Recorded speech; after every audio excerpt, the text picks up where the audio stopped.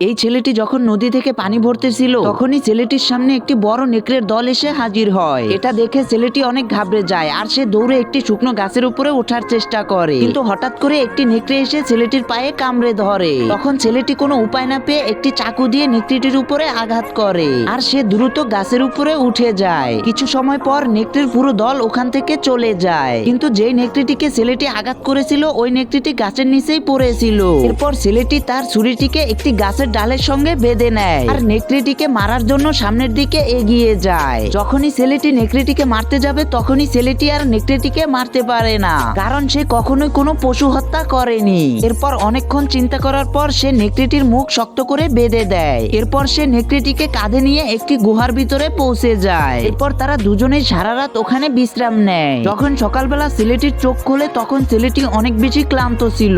এরপর সে যখন উঠে বসে নেকড়েটার দিকে তাকায়, দেখতে পায় নেকড়েটি তার শরীরে থাকা বাতগুলো একা একাই খুলে ফেলছে। এরপর ছেলেটি নেকড়েটির জন্য পানি নিয়ে আসে, কিন্তু ছেলেটি যখন নেকড়েটির সামনে যায় নেকড়ে তার ভয়ঙ্কর রূপ দেখাতে শুরু করে দেয়। পার্ট 2 এর জন্য সাবস্ক্রাইব করে রাখো।